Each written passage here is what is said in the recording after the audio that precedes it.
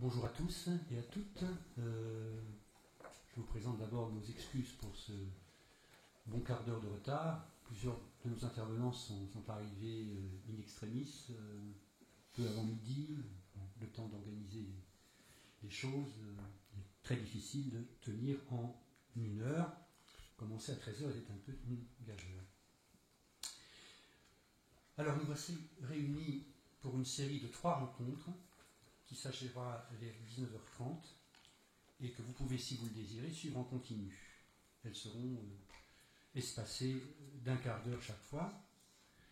Ces 3 rencontres sont en effet dédiées à un hommage, l'hommage que nous voulions rendre à notre ami, le philosophe Étienne Tassin, décédé dans la nuit du 6 au 7 janvier 2018, victime d'un absurde accident de la circulation.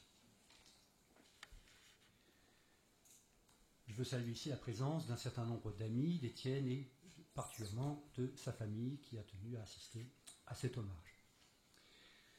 Cet accident stupide nous prive non seulement d'un ami, mais d'un philosophe de 56 ans, dont tous ceux qui connaissaient ses travaux pressentaient qu'il était en train de donner toute sa mesure.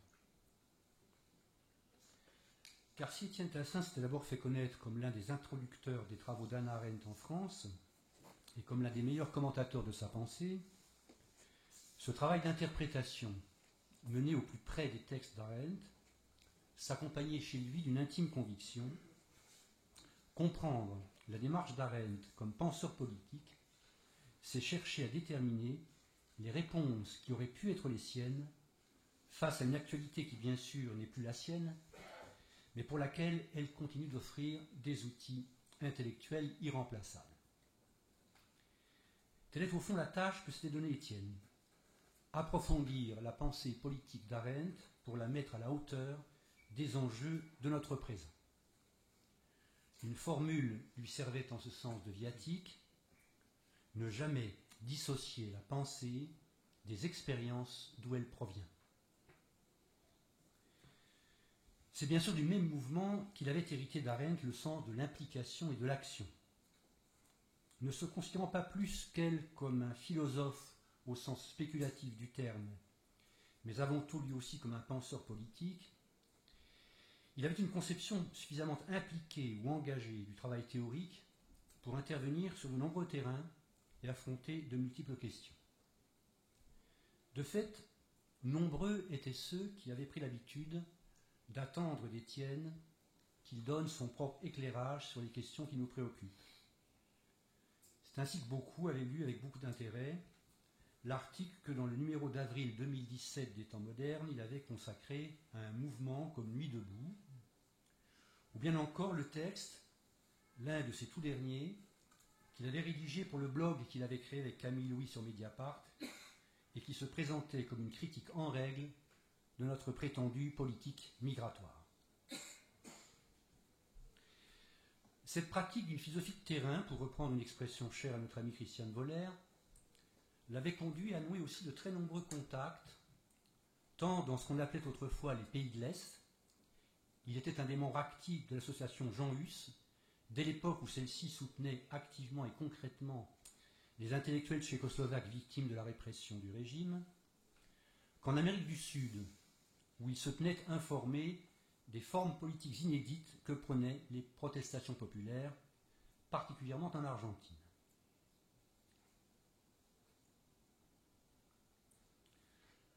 Trois semaines après l'annonce du décès d'Étienne, j'ai proposé à Cité Philo de lui rendre hommage lors de cette édition 2018, et je tiens à remercier vivement l'équipe organisatrice de la manifestation qui a accueilli cette proposition avec une grande générosité, puisque c'est une après-midi entière que nous allons pouvoir consacrer au travail d'Étienne Tassin. Nous savions bien sûr que près de 11 mois après sa disparition, de nombreux hommages publics et privés lui auraient été rendus.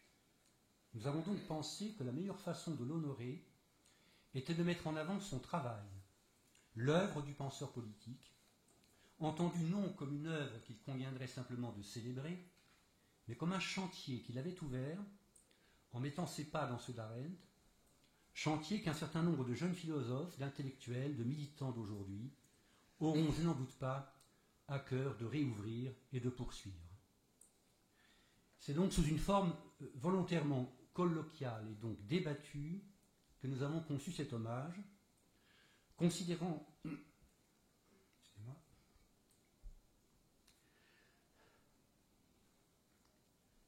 les rencontres qui vont suivre comme l'occasion de poursuivre la discussion sans lui, mais toujours avec lui. Excuse-moi, je ne m'attendais pas à être aussi ému.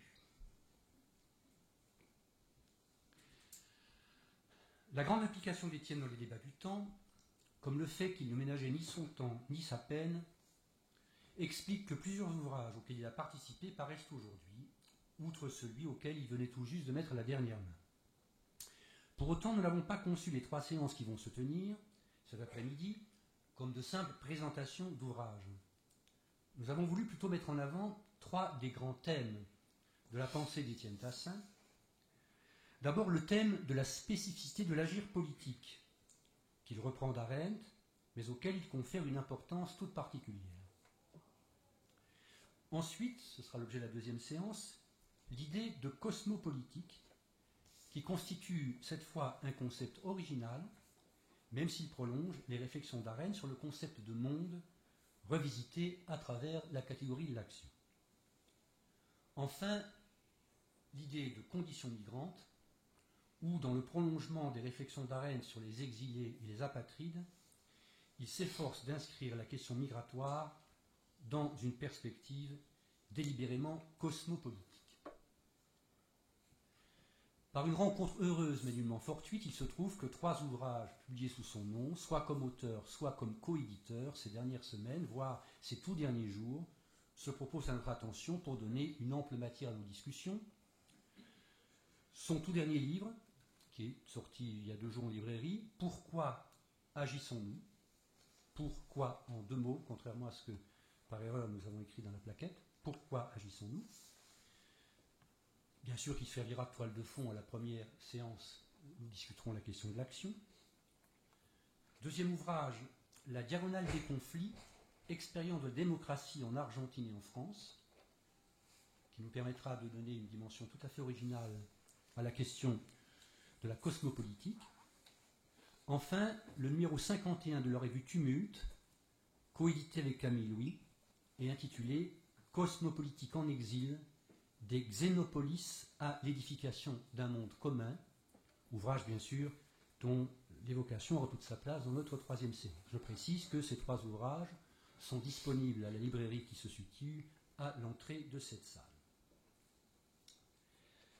Alors, comme je l'ai déjà laissé entendre, dans l'organisation de ces 3 séances, nous sommes très vite convenus que l'idée d'un hommage en forme de célébration eût été profondément étrangère à un garçon comme Étienne. C'est la raison pour laquelle nous avons invité les intervenants à débattre de son travail comme il l'aurait fait de son vivant, sans occulter donc les questions, parfois critiques, que nous aurions tant aimé pouvoir lui poser, auxquelles malheureusement il ne répondra plus, mais dont on peut penser qu'en scrutant plus attentivement son travail, des éléments de réplique ne manqueront pas de surgir. Je propose donc pour finir que nous considérions cet après-midi Étienne Tassin, comme nous l'avons fait la semaine dernière à Christian Jambet, comme un philosophe invité.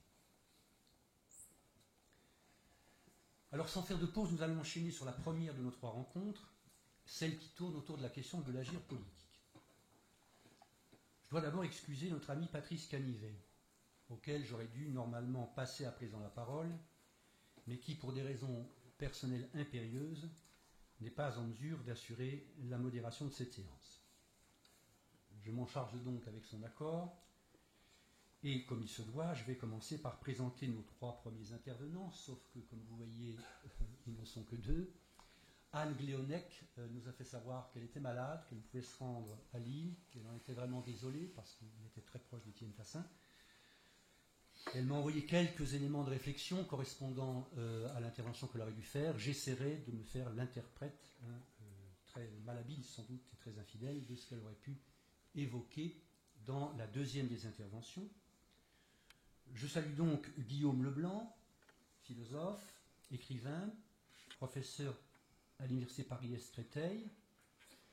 Je n'évoque pas les nombreux ouvrages à Paris-Hydro maintenant, excuse-moi. Donc on s'est trompé sur... Oui, donc tu étais effectivement du coup à l'université chrétienne. Je n'évoque pas les nombreux livres qu'a publié Guillaume, qui est d'ailleurs quelqu'un qui vient régulièrement à Cité Philo. Il se trouve que c'est Guillaume qui a assuré l'édition et la publication du dernier livre d'Étienne. Pourquoi agissons-nous? Il est donc très bien placé pour en parler. D'ailleurs, minutieusement corriger les épreuves. Tu en diras un mot sans doute tout de suite. Je salue également mon très ancien ami Joël Roman, philosophe, essayiste et éditeur, collaborateur de la revue Esprit. Alors Joël et Étienne, je les ai connus ensemble il y a fort longtemps, lorsqu'ils avaient rejoint l'équipe à Lille des Cahiers de philosophie, qui est une revue qui a été publiée pendant près de 20 ans, et où Joël et Étienne, à l'invitation de Patrice Canivet, étaient venus nous proposer d'éditer un numéro consacré à la pensée d'Hannah Arendt. Et puis, eh bien, ils ont poursuivi. Joël, lui, est reparti, travaillant en particulier pour Esprit. Étienne, lui, est resté jusqu'à la fin, membre des cahiers de la rédaction, du comité de rédaction, des cahiers de philosophie, où il a assuré la direction de plusieurs numéros, et j'aurai l'occasion tout à l'heure de parler du fameux numéro Patochka, qui a été le premier numéro de revue consacré en France aux philosophes tchèques. Également, il avait initié un numéro qui s'appelait Les choses politiques. Il avait participé, il suivait avec beaucoup d'intérêt, le numéro qu'on avait consacré à Merleau-Ponty, vu l'intérêt très prononcé qu'il avait pour la phénoménologie. Voilà, donc je passe à présent la parole à Guillaume, et ensuite, peut-être dirai-je entre-temps quelques mots de ce qu'aurait été l'intervention d'Anne Gléonec, si le propos de Guillaume m'en fournit l'occasion, et puis je passerai la parole à Joël. Ensuite, nous échangerons un petit peu et nous essaierons de passer assez vite la parole à la salle, comme on a l'habitude de le faire, à Cité Philo. Guillaume. Oui, merci beaucoup Alain pour cette présentation et puis pour nous permettre effectivement de travailler aujourd'hui avec Étienne Tassin plutôt que sur Étienne Tassin. Effectivement, il ne s'agit pas d'un hommage au sens, disons, mobilier en quelque sorte du terme, au sens où il faudrait disposer la table d'une certaine manière pour pouvoir rendre cet hommage. C'est plutôt effectivement une mise au travail de sa pensée, d'une pensée qui, je dirais deux mots sur un plan personnel, qui pour moi, avec laquelle je suis en dialogue depuis longtemps, même si nous ne nous sommes pas rencontrés finalement aussi souvent que cela, nous étions attentifs aux parutions de l'un et de l'autre. Nous sommes invités régulièrement et j'ai effectivement eu, disons, la joie d'accompagner ce dernier texte, Pourquoi agissons-nous, dans la mesure où il m'avait confié le manuscrit, il m'en avait confié tout le déroulé, et nous nous étions vus d'ailleurs pour en parler quelques jours finalement avant sa mort au Café Beaubourg. Je me souviens très bien d'une longue discussion que nous avons eue avec des projets aussi à venir sur aussi finalement des perspectives sur lesquelles on était voisins, sans être bien sûr identiques. La question de la condition migrante, sur laquelle Étienne travaillait beaucoup avec Camille, et sur laquelle moi-même j'ai travaillé, je continue à travailler, et au fond nous nous étions rendus compte de la nécessité d'entrer en dialogue sur ce terrain-là aussi. C'est une des grandes tristesses pour moi de savoir que ce dialogue-là ne pourra pas avoir lieu de manière vivante, entre guillemets, au sens strict du terme. Donc, je dirais deux mots sur ce que ça signifie pour moi qu'aujourd'hui être présent ici et malgré tout rendre hommage au travail d'Étienne Tassin. Au fond, qu'est-ce que ça veut dire pour moi que reprendre certaines hypothèses et discuter. Je crois que d'une certaine manière, les choses sont assez présentes dès le titre de son livre, Pourquoi.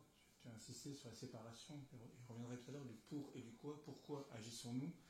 Et le sous-titre, c'est questionner la politique en compagnie d'Hannah Arendt. Je crois qu'aujourd'hui, nous allons questionner la politique en compagnie d'Étienne Tassin, mais au fond, qu'est-ce que c'est qu'être en compagnie de quelqu'un qui n'est plus mais qui est encore là. Qu'est-ce que c'est qu'être en compagnie d'Étienne Tassin? Si on ouvre les dictionnaires pour pour réfléchir sur ce terme de compagnie, on a plusieurs sens qui viennent en avant.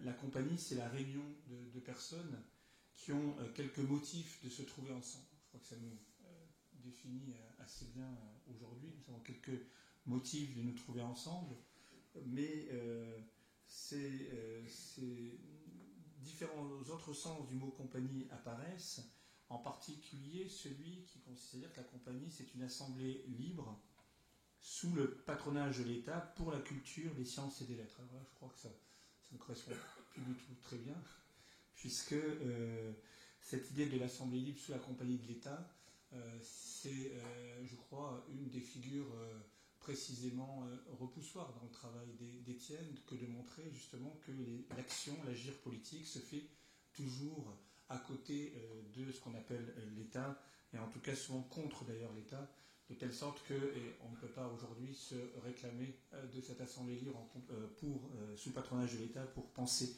en compagnie d'Étienne Tassin. C'est aussi le commerce, l'assemblée, la compagnie, la réunion de la compagnie des Indes, la réunion de capitalistes, de négociants. Là encore, évidemment, on se trouve dans l'analyse d'Étienne dans une critique très, très, très explicite de certaines formes de domination globale qui renvoient précisément à une organisation du travail aujourd'hui qu'il analyse de façon assez précise en fonction de la tripartition effectivement d'Arendt, l'action, le travail et l'œuvre.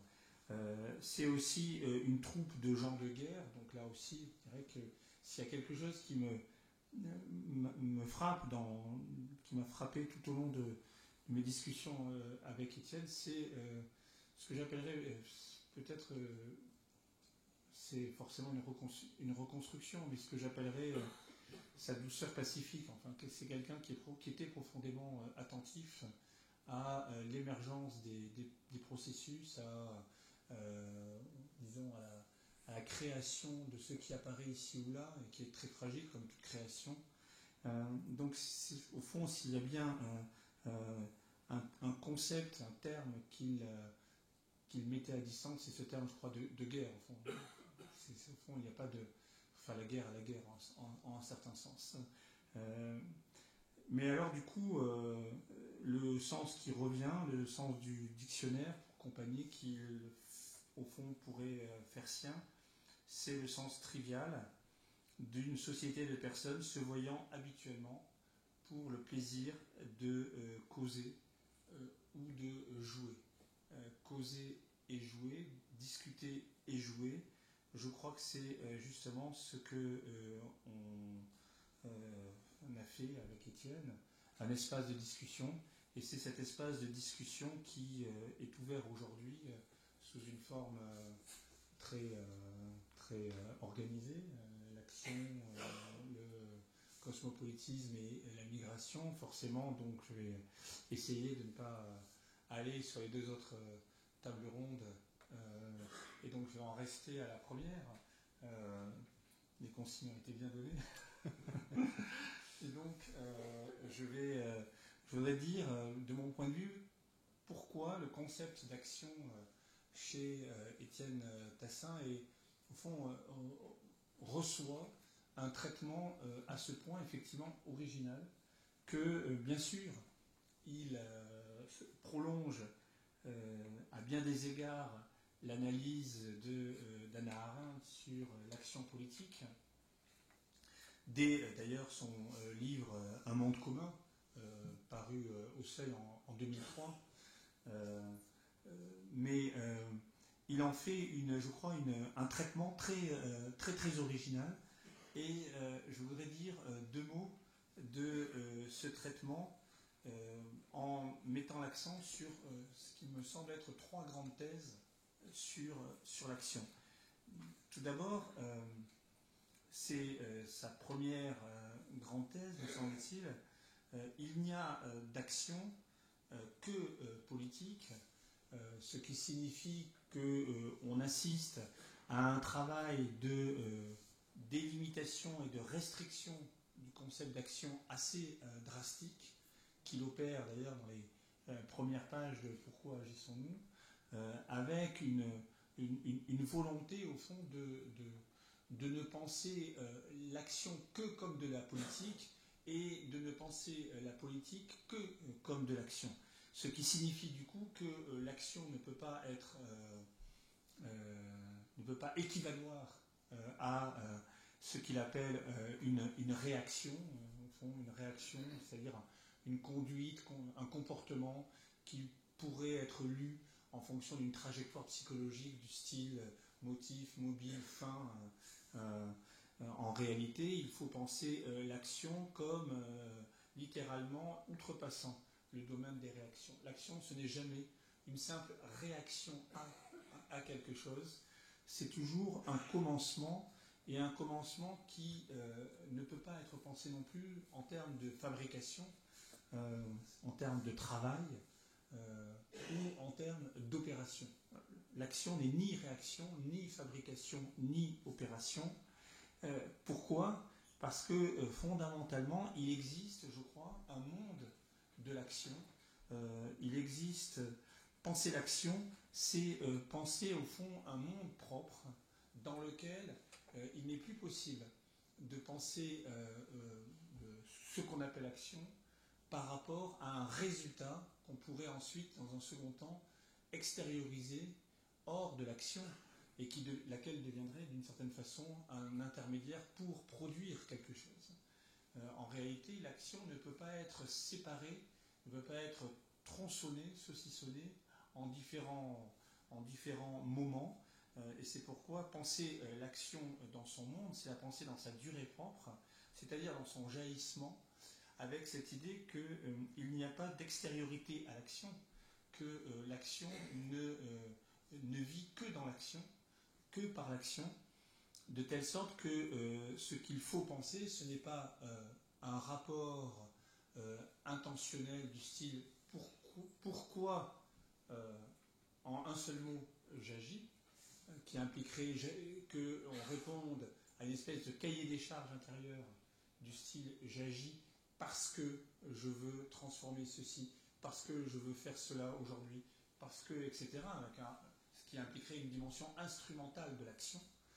Il s'agit justement de tourner le dos à cette dimension instrumentale de l'action, avec laquelle elle est trop souvent confondue, pour justement interroger ce que Étienne appelle dans le livre, avec insistance, le sens de l'action. Le sens de l'action n'est pas donné dans un objet extérieur à l'action, un terme, un résultat, au fond, qui serait visé, dans une visée de l'action. Le sens de l'action est donné dans l'action elle-même, dans ce qui l'organise, dans ce qui la déploie. Et ce qui la déploie, l'organise de l'intérieur, en quelque sorte, et ça, Étienne le reprend, mais en l'amplifiant à Hannah Arendt, c'est la liberté. C'est la liberté qui est véritablement le mouvement même de l'action. Penser l'action, c'est donc penser la liberté, ou c'est penser plutôt en liberté, sachant que c'est précisément pour cela que l'action ne peut pas être une réaction qui impliquerait une espèce d'automaticité de la conduite, ni même un comportement réglé sur un but extérieur. C'est toute l'analyse que Étienne Tassin fait de l'idée qu'il y a dans l'action, avec l'action, un commencement radical, référé à une spontanéité au fond créatrice, et toute l'analyse de la natalité chez Arendt va évidemment dans cette direction. Penser l'action, c'est penser la natalité, c'est-à-dire justement l'émergence. Et je crois que Étienne était un penseur de l'émergence, ou plus exactement un penseur des émergences.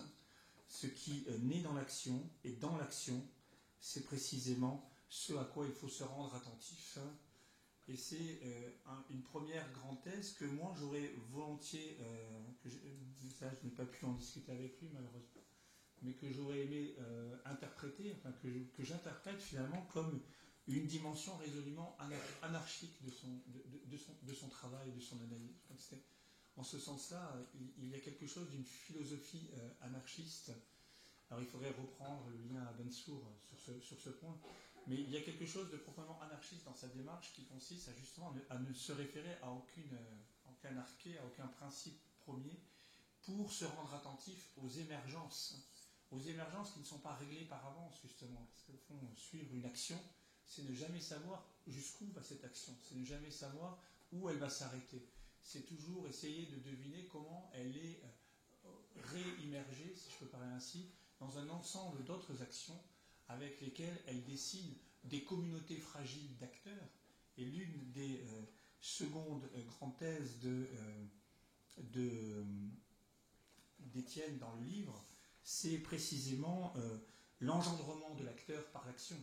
C'est l'idée qu'il n'y a pas à penser une antériorité du sujet sur l'action qu'il pourrait être amené à produire. C'est l'idée que c'est l'action qui engendre l'individu en quelque sorte, et c'est pourquoi il refuse ce terme de sujet qui implique un soubassement, qui impliquerait une espèce d'antériorité, sujet de l'action, non, sujet à l'action, faudrait-il dire plutôt avec Étienne. Sujet à l'action, c'est-à-dire comment nous sommes en quelque sorte transformés par ce que nous agissons, comment nous sommes toujours à côté de nous-mêmes dans cela même que nous faisons. C'est une thèse très forte qui pourrait être presque résumée au fond dans l'idée que soi est toujours un autre, que soi est toujours altéré par ce qu'il agit, que soi est toujours à distance de soi-même. Et là, on trouve quand même un grand élément de la modernité philosophique, hein, cette idée que, et Étienne ici, Tassin, s'inscrit dans cette grande modernité des critiques, au fond, de la construction ontologique du sujet, des critiques de la stabilisation des identités, que l'on pense tout simplement à la thématique à la thématique phénoménologique, même chez Sartre, du soi comme pour soi, c'est-à-dire comme présence à soi et jamais comme identité à soi, ou que l'on pense évidemment au travail qu'il commente abondamment dans le livre de la subjectivation chez Foucault, mais aussi chez Rancière, et d'ailleurs un des passages passionnants du livre est sa confrontation qu'il opère entre le point de vue de la distinction chez Arendt et le point de vue de la subjectivation chez Foucault et chez Rancière, en montrant précisément que penser la subjectivation, c'est toujours penser un procès sans sujet. C'est penser un processus sans terme. Le sujet n'est ni en amont de la subjectivation, ni en aval de la subjectivation. En quelque sorte, ce à quoi il faut revenir, c'est à l'idée de subjectivation engendrée par les actions, qui font que nous sommes toujours multiples en nous, comme il y a cette multiplicité, cette pluralité hors de nous. Et pour penser cette thèse, qui est, je trouve, très, très, très riche, Étienne Tassin utilise la référence, si on veut parler, mais plutôt l'expérience il s'installe dans l'expérience du jeu d'acteur pour montrer comment, au fond, l'action engendre l'acteur à partir du jeu même qui est impliqué par l'action théâtrale, ce qui lui permet, encore une fois, de produire des développements extrêmement intéressants sur, au fond, acteurs, personnages, plutôt que auteurs. Là où nous avons tendance à penser spontanément peut-être quelque chose ou quelqu'un comme l'auteur de son action, il faut penser plutôt à l'acteur de l'action.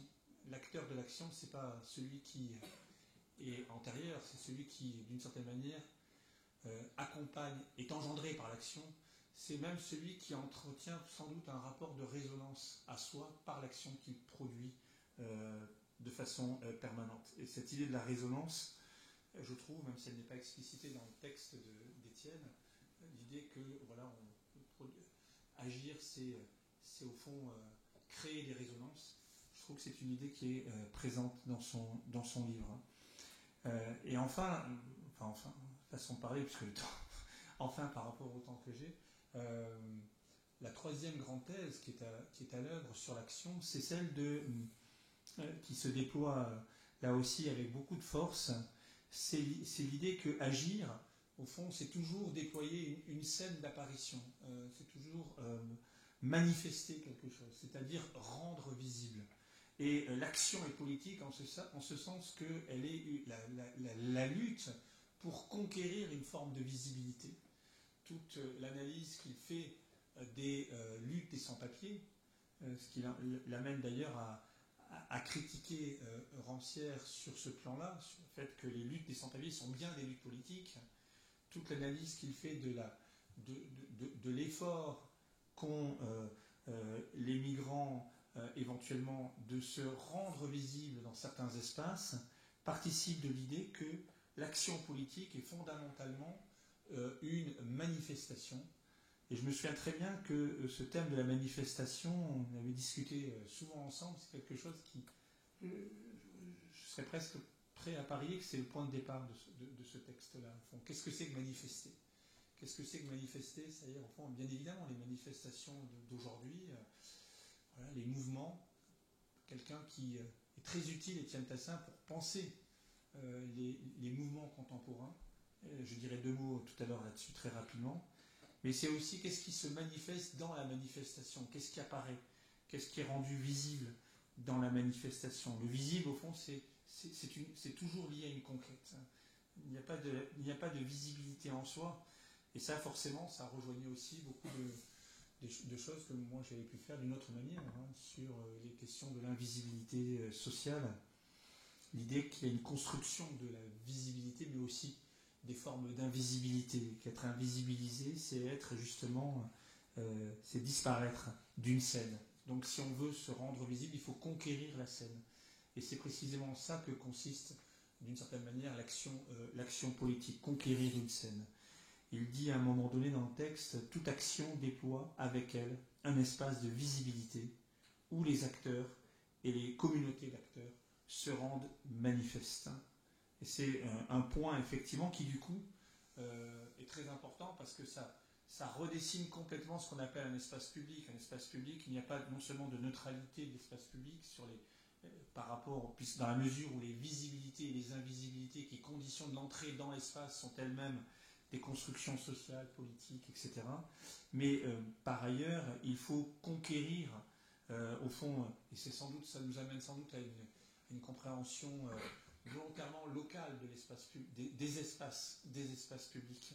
C'est l'idée que l'espace public est complètement redessiné par ces différentes scènes d'apparaître qui sont liées à des luttes, qui sont liées à des actions politiques.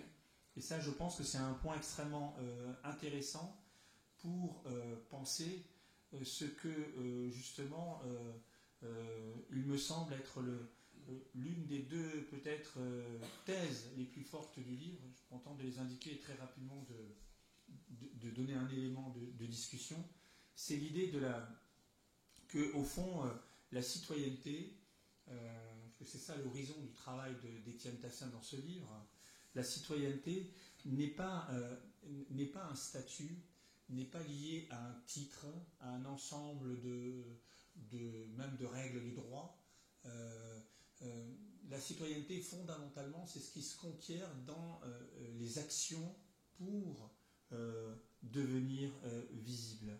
C'est donc l'idée que être citoyen, c'est être agent, actif, acteur, produire de l'action, de telle sorte qu'à ce moment-là, évidemment, dans son travail, c'est une question qu'on aimerait lui poser, se pose la question de savoir ce qu'il fait des citoyens, entre guillemets, ceux qui sont non agents, qui sont sans doute fragilisés, précarisés dans leur forme d'action, d'agir. Mais c'est une thèse très, très forte, parce que définir la citoyenneté par l'action, c'est du même coup comprendre qu'il y a des réinventions de citoyenneté par des nouvelles formes d'agir. Et il est très attentif à ces nouvelles formes d'agir, à ces actions d'interruption qui produisent des nouvelles scènes d'apparaître, qui engendrent alors de nouvelles grammaires. Et sans doute, l'un des problèmes, c'est que nous ne pouvons pas lire les nouvelles scènes d'apparition en fonction d'une grammaire déjà toute constituée. Il faut aussi refaire la grammaire des luttes contemporaines, et c'est ce à quoi il était extrêmement engagé dans son travail le plus récent. Mais cette idée de l'action comme littéralement citoyenneté en acte lui permettait d'affirmer dans le sillon de Rancière sur ce plan-là que n'importe qui peut agir, que agir n'est pas lié à un titre, à un statut qui vous donne, qui vous confère la possibilité, la légitimité de l'action. Au contraire, agir n'est pas lié à un titre, mais précisément agir est lié à une absence de titre. Enfin, c'est le dernier point qu'il met en avant.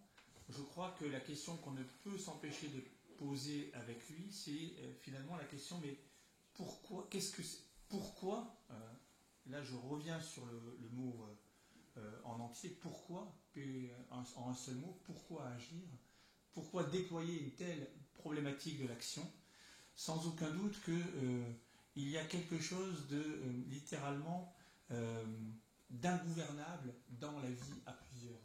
Et je voudrais insister pour conclure mon intervention sur cette dimension de l'ingouvernable. Agir, au fond, c'est être ingouverné. C'est-à-dire que dans la vie à plusieurs, et l'un de ses livres s'appelait Le maléfice de la vie à plusieurs, expression de Merleau-Ponty, dans la vie à plusieurs, s'il y a quelque chose comme de l'action, c'est précisément parce que les sujets, les individus, ne sont jamais totalement à la place qu'ils devraient occuper. C'est dans la mesure où les sujets sont toujours en excès par rapport aux places qu'ils doivent occuper. C'est précisément dans la mesure où l'administration, la gouvernementalité des conduites humaines n'est pas la politique. L'administration et la gouvernementalité des conduites humaines, c'est ce que Étienne Tassin renvoie au monde social, au social en général. Et il y a ce geste très fort que là-dessus, moi je trouve très intéressant et en même temps qui forcément doit être interrogé. Il y a ce geste très fort d'opposer l'administration du social. D'un côté, l'idée que les individus, en tant que sujets sociaux, sont administrés, gouvernés, pris dans des rapports de pouvoir. Et il y a ce geste très fort d'opposer ce social-là à la politique, qui devient du coup le politique. Parce que dans la mesure où le politique, c'est quoi? C'est toujours ce qui excède cette administration. C'est toujours ce qui excède ce gouvernement des vies humaines. C'est toujours ce qui vient introduire justement de l'action dans l'ingouvernable. C'est ça pour Étienne, le politique. Et alors, naturellement, sur cette ligne philosophique, qui est une ligne très très puissante, il me semble que la discussion devrait s'ouvrir. Est-ce que l'on peut penser le social de cette façon-là? Est-ce que l'on peut penser le politique comme une disruption par rapport au pouvoir, avec cette idée que la résistance au pouvoir, qui est liée véritablement au fait de l'action, elle peut être aussi pensée comme une dimension du pouvoir, ce que Foucault nous avait appris à penser précisément dans La volonté de savoir, quand il dit là où il y a pouvoir, il y a résistance. Que donc l'idée qu'on peut stabiliser, épurer quelque chose comme du pouvoir avec un phénomène de gouvernementalité très fort, une administration des individus, une assignation aux places, à ce que Rancière appelait la police, cette idée-là, elle ne tient que si on accepte d'accepter du pouvoir la résistance qui lui est pourtant une condition de possibilité. Alors si on rentre au contraire dans cette lecture du pouvoir comme de la résistance se développe dans les relations de pouvoir, il me semble que du coup on réintroduit de la politique dans le pouvoir. Et ceci, et du même coup on réintroduit de la politique dans le social. Et évidemment, sans doute que si on accomplit ce geste théorique, plutôt moi le geste que j'essaie de produire en discussion avec les thèses d'Étienne, sans doute si on accomplit ce geste théorique, on est amené à remettre en cause quelque chose de la tripartition arendtienne de départ, entre l'œuvre, travail et l'action, pour redonner au concept d'action un volume, disons, que Étienne, d'une façon très systématique et très très intéressante, avait volontairement, c'était sa méthode, avait volontairement réduit pour essayer de saisir vraiment ce qu'il y a de politique dans l'action et ce qu'il y a d'action dans le politique. C'est à ça, je crois, que notamment c'est comme cela que j'ai lu son livre, qu'on ne peut pas malheureusement s'empêcher de lire aujourd'hui comme un livre testament, ce qu'il n'est pas, mais ce qu'il est aussi en somme, puisque, comme l'avait dit de façon très, très juste Sartre à propos de la mort de Camus, je crois, ce qui est scandaleux dans la mort, c'est qu'elle transforme la vie en destin. Merci Guillaume pour cette très belle analyse de la conception de l'action propre à Étienne. Je crois d'ailleurs que tu as réussi à bien montrer en quoi il avait repris, enrichi et développé pour son propre compte les indications d'Arendt. Merci aussi d'avoir réussi à partir d'une restitution que je trouve à la fois fidèle et inventive, c'est-à-dire que il faut vraiment une lecture attentive du texte pour dégager les lignes de force que tu as dégagées, et en même temps tu as réussi à les porter jusqu'au point où tu penses que pouvait se nouer un dialogue, une discussion, se formuler des objections, et je crois que c'est vraiment comme ça que nous devons travailler ces textes et maintenir la discussion avec lui. Quelques remarques avant de passer la parole à Joël, s'il le veut bien. Ce qu'il y a de difficile à penser quand on s'intéresse au texte d'Étienne sur l'action, c'est ce qu'est l'action elle-même, alors qu'une partie importante du texte est consacrée à établir ce qu'elle n'est pas.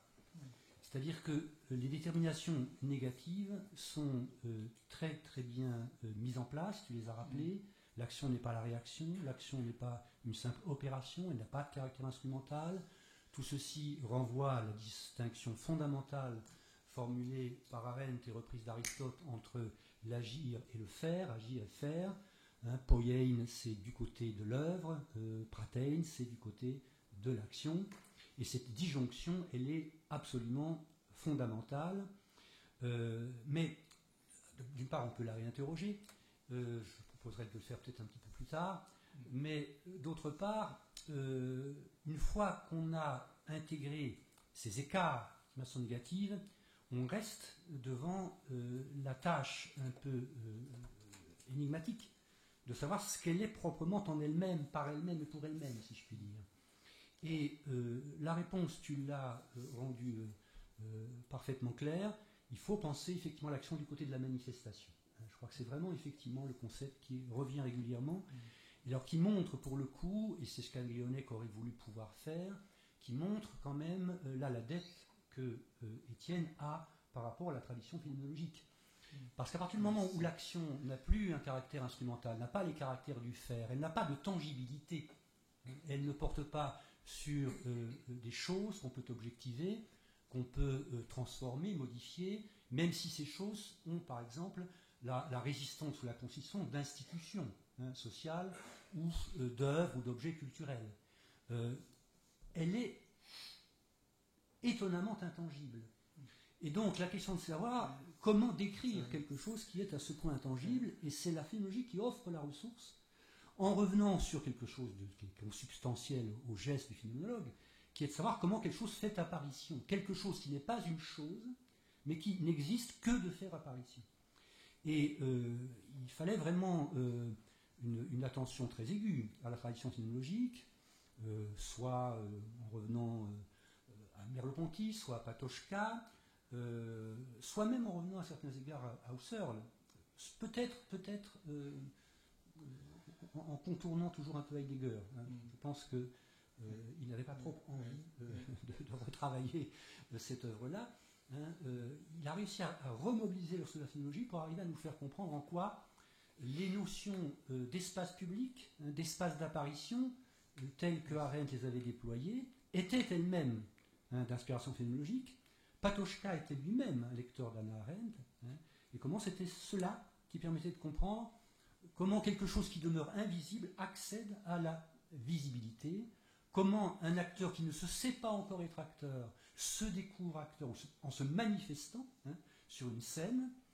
Voilà, je crois, une dimension extrêmement importante et que je te remercie d'avoir su mettre aussi bien en valeur. Alors il y a un point sur lequel il faudra peut-être qu'on revienne si on a le temps d'en discuter un peu, c'est le parallèle qu'il fait avec l'acteur. Il considère au fond que l'ambiguïté qu'il y a entre être acteur de sa vie ou acteur sur une scène publique et être acteur au théâtre, je trouve qu'il y a une proximité qui est extrêmement intéressante et d'ailleurs il l'analyse longuement dans le chapitre 2, je crois, de l'ouvrage. Alors ça a des incidences tout de même sur lesquelles il faudra qu'on s'arrête, c'est que ça confère à l'action une certaine théâtralité. C'est-à-dire que la scène d'action a quelque chose, en tant que scène d'apparition publique, où les acteurs se produisent, alors il aime beaucoup le double sens de se produire, se produire au sens théâtral et se produire au sens de s'engendrer, où les acteurs se produisent comme sur une scène d'apparition, que d'ailleurs, éventuellement, la littérature, l'épopée, la tragédie auront pour tâche ensuite, de façon poétique, de conserver. Alors, il y a là quelque chose qu'il faudra quand même interroger, c'est-à-dire est-ce que cette théâtralité de l'action ne comporte pas en elle-même une certaine limite? Je ne sais pas si cette analogie, on peut la jouer jusqu'au bout. Voilà quelques éléments que je voulais indiquer en écho à ce que tu as dit. Et je donne maintenant la parole à Joël, s'il vous plaît. Merci. Alors, oui, moi, quand j'ai su que je devais intervenir sur ce texte, Pourquoi agissons-nous, j'ai d'abord commencé à essayer de le lire, et puis bon, il a fallu que je m'y reprenne à plusieurs reprises, tant au fond, j'ai eu le sentiment que ce texte était un texte qui allait beaucoup plus loin que tout ce que Étienne avait écrit jusqu'à présent, quoi. Il était un texte qui me paraissait... alors les premières lignes sont, je trouve extrêmement fortes. Enfin, on a le sentiment de découvrir tout d'un coup un paysage qu'on ne connaissait pas, quoi. C'est une façon de philosopher qu'on ne connaissait pas, qui était peu usitée, même si évidemment Étienne Tassin fait référence à Arendt, il fait référence à une lecture d'Arendt, on voit bien à quel point la présence d'Arendt est constante dans ce livre, et même à quel point il passe son temps à essayer de discuter les fausses interprétations, ou les erreurs d'interprétation de Arendt, ou les caricatures de la pensée de Arendt que les uns et les autres ont pu faire ici ou là, pour essayer de retrouver la vérité. Donc il y a bien, c'est du Arendt d'une certaine manière, mais c'est du Arendt qui est réaccommodé, présenté d'une façon tout à fait neuve et tout à fait impressionnante. Et voilà. Donc ce que je voulais faire un peu, c'était donner quelques indications au fond de cette nouvelle manière de penser. Alors nouvelle, pas complètement, puisqu'encore une fois elle est reprise d'Arendt, mais Arendt elle-même avait une nouvelle manière de penser, et au fond il me semble qu'elle est encore toujours nouvelle, parce que on n'en a pas tiré, on n'en a pour l'instant pas encore tiré toutes les conséquences. En prenant au fond trois questions, et en prenant trois questions centrales, classiques de la philosophie politique, en montrant comment elles sont profondément renouvelées de cette manière. Guillaume l'a déjà dit d'une certaine manière de la question de l'action, mais de façon plus classique, en reprenant des questions qui sont les questions finalement habituelles de la philosophie politique. Il me semble qu'il y a là des nouvelles manières de les poser, de les comprendre.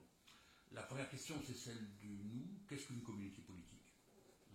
Qu'est-ce qu'une communauté politique, qui est quand même une question classique de la pensée politique, et on verra que la réponse que propose de donner Étienne à la suite d'Arendt n'a strictement rien à voir avec les réponses traditionnelles de cette question.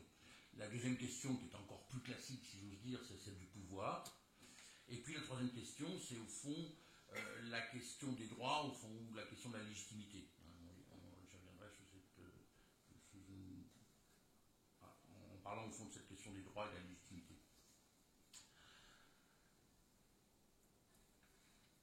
Alors, la question de la communauté politique, elle est traditionnellement constituée, comprise comme la question de qu'est-ce qui constitue une communauté, et une fois que qu'elle fait. Hein. Donc on prend, c'est presque toujours la question du sujet politique. On essaie de voir comment se construit un sujet politique, comment se constitue un sujet politique, qu'est-ce qui dans le sujet politique fait lien.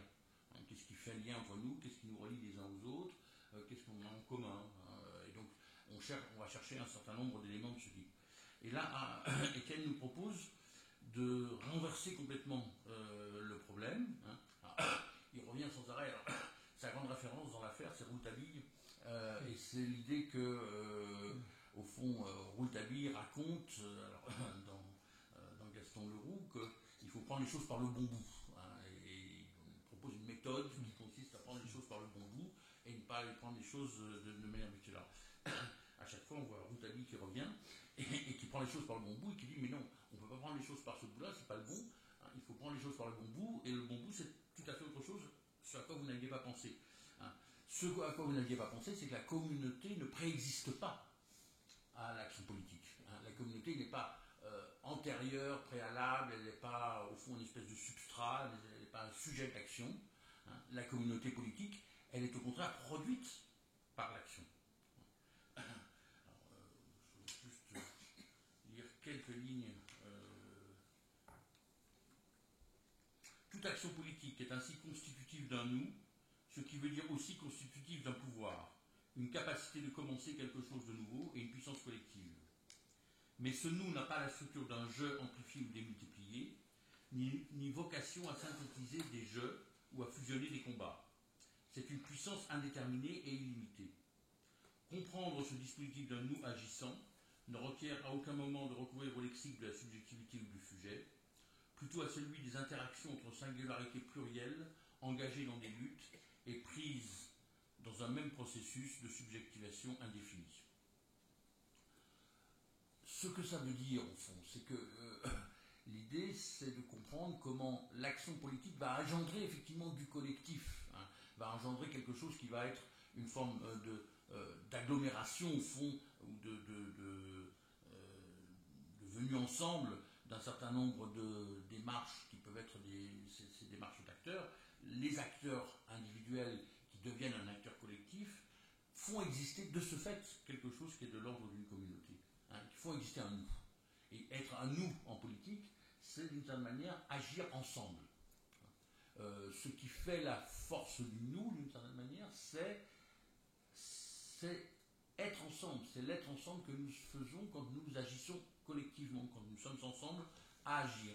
Et c'est ça qui va révéler au fond l'existence de la communauté. Donc il n'y a pas ici à rechercher quelque chose qui serait du côté d'une forme de substance, une forme de subjectivité, et il y a toute une série d'expressions qui vont être très très dures ici pour la subjectivité. Alors, ça veut dire quoi? Ça veut dire que ça renvoie fondamentalement au fait que la condition humaine est celle de pluralité. Hein. Il insiste beaucoup sur l'idée que la condition humaine est celle de la pluralité, et donc au fond une pluralité qui est radicale, qui ne peut pas être réduite, qui ne peut pas être amputée, qui ne peut pas être résumée à quelque chose qui serait des identités singulières et des identités politiques constituées. Hein. Il faut tenir compte au fond à chaque fois de cette manière de comprendre au fond la pluralité. Et il y a une discussion très intéressante sur la pluralité où il va énoncer les différents moments, hein, de compréhension, de prise en compte au fond de cette idée de la pluralité. Une pluralité qui va être d'abord une pluralité, dit-il, un fait de la pluralité. Hein. Il y a le fait de la pluralité humaine qui est lié à la question de la naissance. Hein. Nous naissons différents les uns des autres. D'abord, nous naissons hommes et femmes, et puis pas seulement hommes et femmes, mais nous naissons différents les uns des autres. Et ces différences-là, c'est ce qui constitue la pluralité. Donc, d'emblée, en quelque sorte, la question de la communauté politique, c'est la question de savoir comment elle gère cette pluralité. Et comment, au fond, elle a affaire avec de la pluralité, comment être ensemble et agir ensemble, c'est tout de suite rencontrer cette question de la pluralité, cette question de la difficulté que nous avons à être ensemble.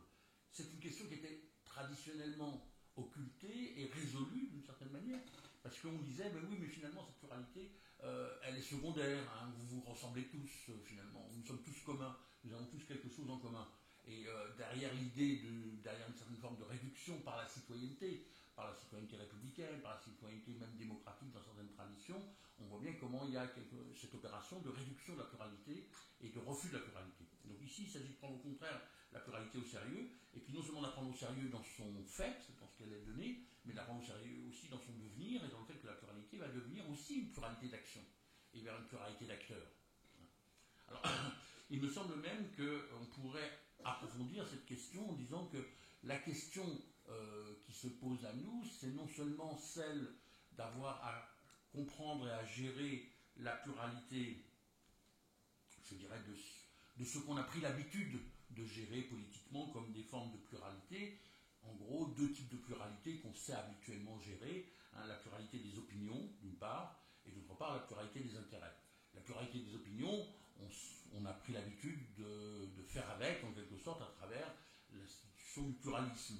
Le pluralisme, c'est une façon de reconnaître et d'instituer la pluralité des opinions et de pouvoir travailler sur cette pluralité des opinions en trouvant des formes de compromis possibles entre des opinions qui sont des opinions divergentes. Il y a aussi une pluralité des intérêts, entre lesquels on trouve aussi des formes de composition, d'autant plus qu'il n'y a rien qui se négocie mieux, si j'ose dire, que les intérêts. Les intérêts permettent évidemment d'arriver à trouver à un moment donné quelque chose qui pourrait être, sinon forcément un intérêt général ou un intérêt commun, mais du moins quelque chose où chacun y retrouve un peu ses billes. Il y a toujours une possibilité de transiger. Et ça ouvre la voie à des formes de transaction. Et de fait, la vie sociale, elle est faite en grande partie autour de cette question de transaction des intérêts. Mais il y a un troisième niveau qui est aujourd'hui de plus en plus, à mon avis, important, qui est la question de la négociation et de la pluralité des identités. Et des identités non pas au sens d'un repli identitaire, hein, non pas au sens de ce qu'on peut dénoncer finalement dans la question identitaire, mais au sens que nous sommes effectivement différents. Et nous avons des manières d'être, des façons de se rapporter à nous-mêmes et aux autres qui nous singularisent et qui nous différencient les uns des autres. Et cette question-là, elle est centrale aujourd'hui, parce que comment on fait par rapport à cette pluralité des identités, hein, et peut-être que la seule manière, précisément, de traiter ou de faire avec cette pluralité d'identités, c'est être capable d'agir ensemble, être capable de faire un certain nombre de choses comme on peut, comme ici il nous l'indique. Enfin, il me semble qu'il y a là quelques indications. Il y a aussi quelques difficultés sur lesquelles je reviendrai peut-être à la fin de mon exposé. En tout cas, il me semble qu'il y a une façon tout à fait nouvelle et tout à fait questionnante de poser ici la question du nous, la question de qu'est-ce qui fait communauté. C'est le premier point. Le deuxième point, c'est peut-être plus classique d'une certaine manière aussi, à travers la manière dont Arendt l'a pensé, ça a été plusieurs fois commenté, mais quand même, c'est la question du pouvoir. Et la distinction qui est centrale chez Arendt, que reprend Étienne et qu'approfondit Étienne, la distinction du pouvoir et de la domination. Son idée, c'est que tout ce qui se rapporte à la domination et que nous avons l'habitude de traiter sous la question du pouvoir, sous le chapitre du pouvoir, en disant, au fond, on va se poser le problème du pouvoir, qu'est-ce qui rend le pouvoir légitime, qu'est-ce qui permet au pouvoir de s'exercer, comment peut-on avoir des formes de... Bon, il y a des bibliothèques entières sur ces questions qui sont effectivement au cœur de la question politique ou de l'intérêt pour la question politique classique. Hein. Et là, il y a une façon un peu brutale, d'une certaine manière, de dire que cette question-là n'est pas politique. C'est une question qui est, au fond, une question instrumentale. Hein, je reviens sur les distinctions qu'a évoquées Guillaume, mais c'est une distinction qui est au fond instrumentale, ce n'est pas une question politique. La question du politique, c'est la question du pouvoir et non pas la question de la domination. C'est donc non pas la question de la hiérarchie entre les individus, des manières dont s'exerce la domination des uns sur les autres, et ce n'est pas la question de la légitimation de cette domination, mais c'est au contraire la question de qu'est-ce que nous pouvons faire ensemble. Que pouvons-nous faire? Le pouvoir naît de la capacité d'être ensemble et de faire quelque chose ensemble. Hein? Alors faire non pas au sens du fabriquer, mais au sens du agir précisément. Hein? Le pouvoir il naît de l'action commune. Et le pouvoir il naît de la pluralité et de l'action, hein, de la pluralité en action. C'est ça qui fait le pouvoir. Donc le pouvoir c'est le contraire d'une certaine manière de la domination. Il me semble que là-dessus, il y a effectivement des réflexions qui sont, à mon avis, tout à fait fortes et tout à fait singulières autour de la question de la souveraineté. On voit bien que, évidemment, cette vision-là invite à se passer de la souveraineté et à considérer que la souveraineté n'est pas la question centrale.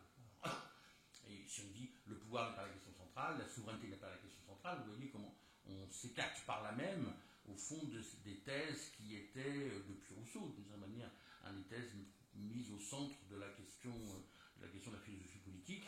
Mais on voit bien ici pourquoi l'idée c'est de se séparer radicalement de ça.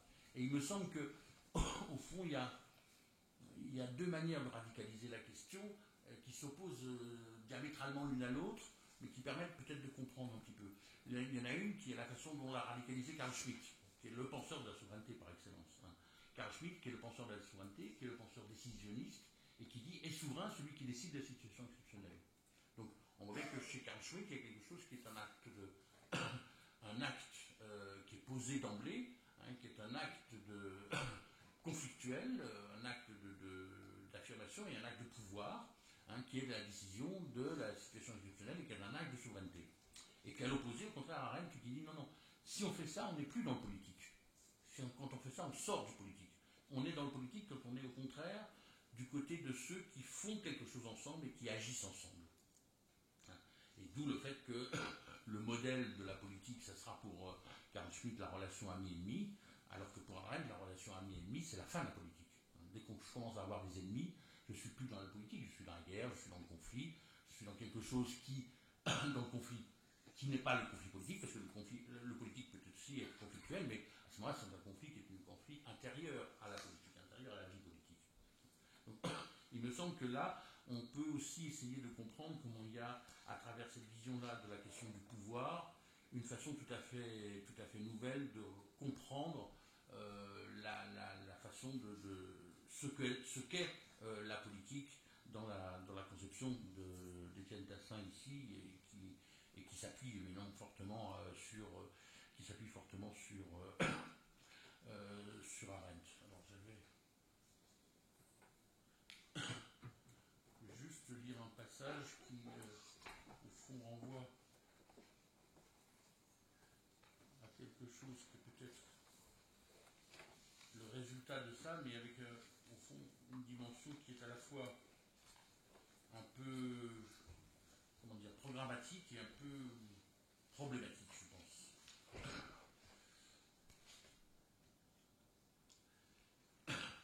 Donc si on suit ça, ça donne quoi? Alors je le lis. Il resterait à décrire ce que fait un peuple pluriel qui ne veut pas, qui n'est pas souverain mais actif, qui n'adhère pas mais promet, qui ne légitime pas, mais élabore, qui ne commande pas mais qui constitue, depuis sa fondamentale résistance aux figures obligées de la souveraineté. En réalité, cette orientation nous inviterait à examiner comment procède la constitution de la liberté, dès lors qu'elle n'est plus pensée depuis la volonté générale souveraine d'un sujet collectif autoconstitué. Et je crois que nous pourrions découvrir, contre les leçons ordinaires et convenues, que la constitution n'est pas un acte de la volonté souveraine, ni un artifice de l'autoconstitution, que le pouvoir constituant ne doit rien à la volonté, et ne requiert pas tant la fiction d'un peuple constitué dans sa volonté souveraine que l'écart à soi, la destitution de soi, d'une pluralité agissant à la fois en même temps et contre l'ancien régime, et contre le nouveau que son action fera inévitablement advenir. Peut-être une analyse minutieuse des expériences historiques des conseils nous renseignerait-elle sur les formes d'organisation et d'institutions non souveraines dont un peuple destituant est capable, sans renoncer à sa puissance propre. Pouvoir constituant d'un peuple destituant, telle serait l'énigme de toute pluralité animée du désir de la liberté plutôt que de la volonté de pouvoir. Alors, je dirais, à la fois, on voit bien ici comment intellectuellement il construit quelque chose qui me paraît tout à fait fort, qui est cette idée d'un peuple qui n'est pas dans ce mouvement de rassemblement, d'unité, de convergence et de souveraineté, mais qui est au contraire dans un mouvement de déprise, et ce qu'il appelle un peuple destituant, et auquel, au fond, il y a une capacité d'initiative qu'il appelle ici la capacité constituante. Autant, en même temps, quand on pense ça, on peut se demander légitimement, me semble-t-il, où est-ce que ça nous amène, comment il peut y avoir là des formes de traduction de manière durable. Et j'y reviendrai aussi parce que je pense que ça fait partie de la question. rapidement, je vais sauter ce dernier point que je voulais évoquer, mais c'était la question de la légitimité des droits de l'homme, juste en un mot pour le rappeler. Il me semble qu'à travers la manière dont Arendt pense les droits de l'homme, hein, sous deux chapitres, disons, à la fois celui d'une part du droit à avoir des droits, hein, et ça ramène Étienne évidemment à la suite d'Arendt à la question des exilés, à la question des apatrides, à la question des sans-papiers, à la question qu'est-ce qui fait que les individus ont droit à avoir des droits. Or Arendt souligne le paradoxe qu'il y a à énoncer des droits de l'homme d'un côté, et d'un autre côté s'apercevoir que concrètement ces droits de l'homme, ils n'ont pas d'autre consistance, ils n'ont pas de sens possible pour des individus qui n'ont pas par ailleurs d'appartenance politique singulière et concrète, et qui n'ont pas de droits. Hein. Donc c'est les droits des citoyens qui permettent l'exercice des droits de l'homme, mais c'est les droits de l'homme qui fondent intellectuellement et je dirais philosophiquement ces droits du citoyen. Hein, il y a quelque chose qui est à la fois circulaire et en partie paradoxal. Et l'autre aspect, c'est que ces droits de l'homme n'existent qu'ils sont déclarés. Hein, et il y a une dimension très importante de réflexion qui est sur la dimension performative des droits de l'homme. Donc voilà, je reviendrai éventuellement là-dessus dans la discussion. Je veux juste, en deux mots, et je vais conclure là-dessus, indiquer quelques, non pas des divergences, mais quelques interrogations, disons, que j'ai par rapport à cette réflexion d'Étienne, qui reflète d'ailleurs des discussions qu'on pouvait avoir par moment, qui reflète aussi peut-être des différences un peu sur les accents qu'on avait mis l'un et l'autre sur nos engagements respectifs. Il me semble que il y a chez Arendt d'une part, mais aussi chez Étienne, cette question, alors Guillaume a beaucoup insisté là-dessus, cet accent mis de façon très importante sur la question du commencement, sur la question du début, sur la question de ce qui initie. Et tous les exemples de mouvements sociaux que prend Étienne sont des mouvements sociaux, on pourrait dire insurrectionnels, mais pas forcément au sens classique du mot, mais simplement qui sont des mouvements de surgissement, d'émancipation. Hein. Et d'ailleurs, à plusieurs reprises, dans ces mouvements-là, il souligne des dimensions qui sont très importantes, notamment la dimension de la promesse. Hein. Et à plusieurs reprises, il insiste sur la force des promesses et sur le fait que ça fait partie précisément de l'action politique que d'être capable de faire des promesses. Alors, il me semble qu'on pourrait dire par rapport à ça, non pas objecter, mais essayer de suivre cette intuition et dire oui, mais enfin le problème des promesses, c'est aussi qu'il faut tenir les promesses. Et tenir les promesses, ça veut dire durer. Ça veut dire être capable d'instituer des choses d'une manière qui soit durable et pas simplement qui soit dans les moments du surgissement, qui soit dans le durée, qui soit dans l'institution. Alors, je veux bien qu'on puisse penser que la révolution, par exemple, est un mouvement qui est toujours du côté du mouvement initial, du mouvement du surgissement, etc. Et que, au fond, par une sorte, comme le pensait d'ailleurs aussi un peu Arendt, elle pensait qu'il y avait un trésor perdu des révolutions, mais que les révolutions retombaient inévitablement, en quelque sorte, dans l'inertie de la réalité un peu triste, et souvent dans la contre-révolution. Et il y a tout un passage très intéressant dans le livre où Étienne explique que c'est pas grave que les révolutions retombent, parce que ce qui compte, c'est l'énergie révolutionnaire et c'est le moment du surgissement. Certes, mais enfin, on peut aussi s'interroger sur peut-être qu'il y a un moment, il y a des choses qui sont plus durables que d'autres, il y a semble-t-il il y a du meilleur et il y a, enfin, bon, je sais pas, c'est mon côté un peu réformiste probablement, mais voilà, il y a du préférable et puis au contraire il y a du moins agréable, moins défendable. Et cette question, peut-être que c'est sur cette question de la durée, d'ailleurs je suis très frappé par le fait qu'il y a des accents tout à fait similaires entre ce que dit Arendt, ce que dit Étienne ici, et ce que dit par ailleurs Sartre, quand Sartre parle du groupe en fusion. Hein, c'est très très net. Le groupe en fusion, au moment, retombe dans la fraternité des terreurs, mais alors là, il n'y a pas le moment de la fraternité des terreurs, mais il y a quand même le moment de retomber, quoi. Et c'est bien cette idée que le groupe en fusion, c'est génial, etc. Oui, peut-être, mais on n'est pas toujours en fusion, quoi. Qu'est-ce qu'on fait de la citoyenneté du dimanche? Voilà, on est un peu fatigué d'être citoyen. Bon, il y a toute une série d'interrogations comme ça, qui malheureusement, une discussion que je n'aurai pas avec lui, mais que j'aurai avec vous avec plaisir. Et puis alors, la deuxième question, elle tourne, j'avais dit que j'y revenais, autour de la question de la pluralité, il me semble que là encore, dans la question de la pluralité, Étienne tire un peu la pluralité vers la pluralité issue de l'action, c'est-à-dire la pluralité issue de la capacité d'initiative, et oublie la pluralité factuelle du début. Hein. Oublie la pluralité de fait des situations.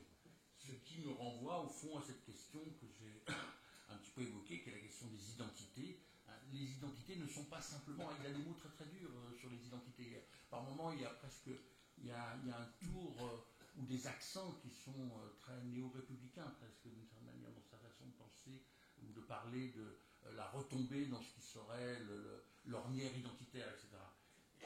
Et voilà, il me semble que peut-être qu'il y a aussi à tenir compte de la pluralité qui est la pluralité initiale, constitutive, hein, la pluralité de départ, et le fait que les individus sont différents, c'est-à-dire appartiennent à des groupes différents, ont des visages différents, ont des traditions culturelles, religieuses, différentes, et que cette pluralité-là, à un moment, Étienne dit de manière un peu méprisante, mais ça, c'est pas important de le conserver, de le garder, etc. Si, je crois qu'il y a là quelque chose, au contraire, qui est une valeur, hein, pas simplement un fait, mais aussi une valeur. Et là, peut-être qu'il y aurait aussi un élément de discussion à avoir. Donc, c'est peut-être pour répondre à la consigne, il ne faut pas être un défaut. Merci, Joël. Tessin, merci. Tu as aussi de façon très belle restitué le fond de la pensée d'Étienne de façon très juste et en même temps manifester les points de questionnement. Guillaume, veux-tu réagir un petit peu à ce que vient de dire Joël, ou bien on passe la parole à la salle très vite? Bon, mais effectivement, je trouve l'argument des institutions mériterait d'être réinterrogé. Qu'est-ce que c'est qu'une institution à partir du moment où il faut être attentif à ceux qui s'instituent, ceux qui commencent à l'instituant. C'est toujours le problème de la retombée de l'instituant dans l'institué, et comment nous vivons aussi dans un monde d'institutions. Je trouve que ça, c'est une des questions qu'on a envie de se poser. Juste un mot, une citation tirée de l'article des temps modernes.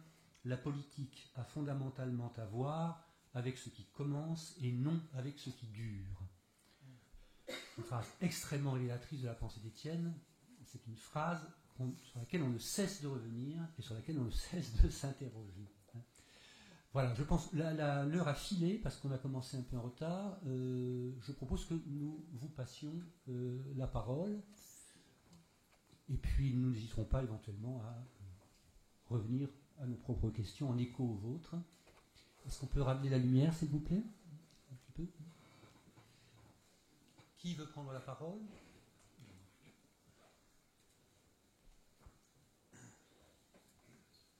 Oui, bonjour. Je vous remercie beaucoup de cette évocation de la pensée d'Étienne, aussi de la personnalité philosophique d'Étienne. En vous entendant, je me souviens d'une discussion que j'ai eue avec lui à propos d'un graffiti que j'avais vu sur les murs de Catane, qui disait en substance, nous en avons assez des faits, nous voulons des promesses. Et évidemment, ce que je viens d'entendre, à la fois par Joël et par Alain, me fait revenir à l'esprit toute l'énergie du style philosophique d'Étienne. Et bon, voilà, c'est juste une évocation personnelle, mais j'aurais voulu poser une question précisément à Joël en particulier à propos de ce qu'il dit sur la pluralité et sur la dimension performative de la pluralité comme condition de l'action politique. Est-ce qu'il n'estime pas quand même que, tu parlais de la durée, tu parlais de la durée, moi je te pose une question quant à la possibilité même de la communauté. Est-ce qu'il est, jusqu'à quel point on peut penser la possibilité d'une communauté avec une telle insistance sur la pluralité? Voilà.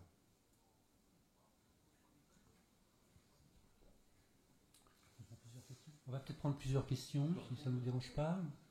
Oui, bonjour. Oui. Moi, c'est le commencement qui m'intéresse.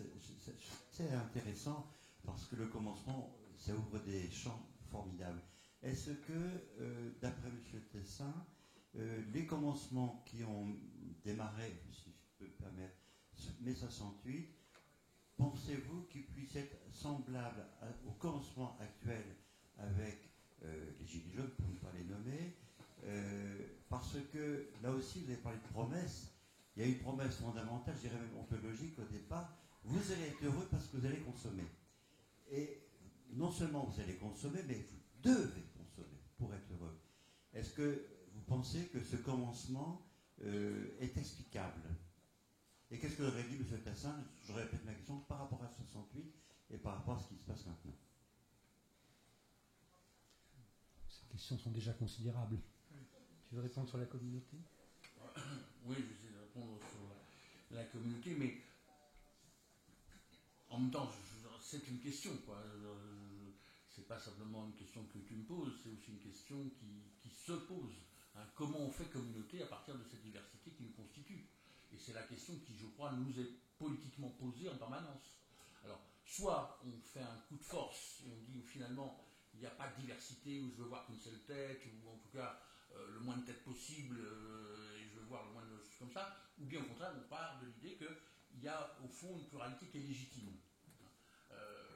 Je pense que alors pour répondre sur le fond, un des aspects importants et décisifs de l'insistance d'Arendt sur la question de la natalité et le lien qu'elle fait entre natalité et pluralité, c'est que la communauté politique, c'est une communauté qui est faite d'individus qui ne se choisissent pas mutuellement. Hein. Fondamentalement, c'est peut-être la seule communauté humaine d'individus où on ne choisit rien. Je choisis toujours un petit peu. Hein. Je choisis toujours un petit peu les gens avec qui je pars en vacances, je choisis les gens avec qui je vais aller dîner, je choisis un certain nombre de choses. Hein. Je choisis même, pas complètement évidemment, mais j'ai choisi en partie quand même d'être dans tel ou tel collectif de travail, j'ai choisi en partie d'habiter à tel ou tel endroit et d'avoir tel ou tel comme voisin. Hein. Je ne les ai pas tous choisis, mes voisins, bien entendu, mais j'ai quand même choisi d'habiter là. Hein. Ce que je n'ai pas choisi radicalement, c'est mes concitoyens. Alors, la seule contrepartie de cette affaire, c'est qu'ils m'ont pas choisi non plus. Donc voilà. Ils n'ont pas le droit de me récuser. Mais moi, je n'ai pas le droit d'en récuser aucun. Et je pense que partir de la pluralité, c'est partir de ça. C'est-à-dire partir du fait que la communauté politique rassemble des gens qui ne se sont pas choisis et qui radicalement ne se sont pas choisis. Ils doivent faire les uns avec les autres. Ils doivent compter avec la façon dont ils arrivent. Hein. Il y en a qui arrivent voilés, il y en a qui arrivent... Bon, voilà. Mais il faut faire avec. Hein. On est dans la même communauté. On est dans le même groupe. Hein. On doit faire communauté politique ensemble. Donc, je renverserai un peu ta question en disant j'ai pas d'abord à me demander comment on fait de la communauté. On doit faire communauté ensemble. Alors, sur la question des mai 68 et des gilets jaunes, c'est un peu... Enfin, il me semble que si on... Alors, je dirais, d'une certaine façon, j'aurais tendance à dire que c'est ce qui vient tracer un peu la limite d'une simple phénoménologie de l'action. Parce que de façon phénoménale, effectivement, n'importe quel regroupement de n'importe qui peut à un moment donné avoir telle ou telle allure et être jugé significatif de quelque chose qui se passe dans le social. La question, c'est qu'on ne peut pas non plus complètement passer sous silence et passer par pertes et profits ce pourquoi les gens se mobilisent et ce qu'ils demandent. Hein, et au fond, qu'est-ce qu'ils manifestent par là même comme implication collective dans le destin de la cité, enfin, pour le dire comme ça rapidement. Hein. Donc il me semble qu'il y a là un enjeu qui est un enjeu qui doit aussi orienter notre jugement sur la façon dont on peut considérer les mobilisations des uns et des autres.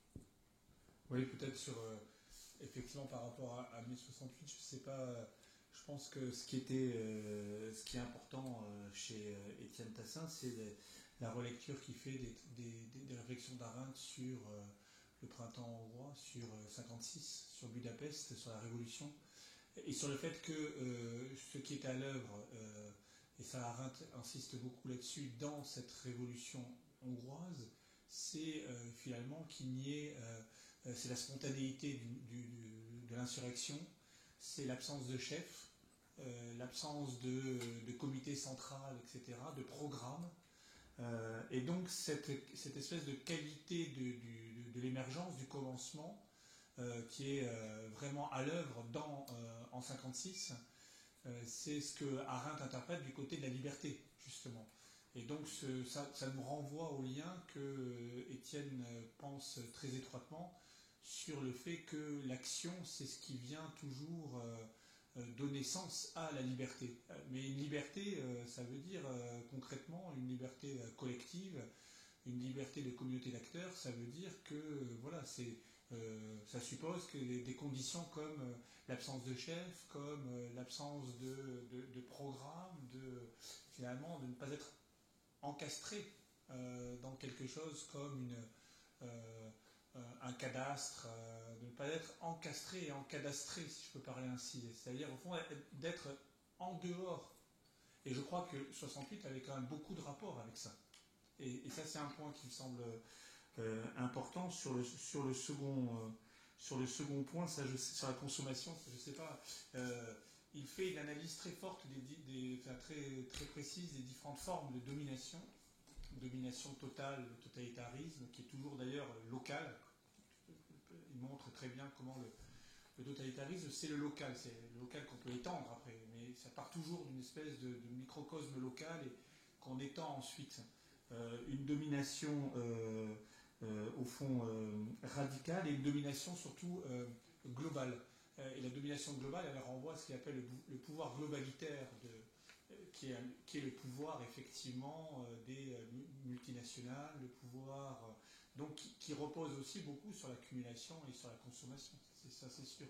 La forme de la domination globale passe par la consommation.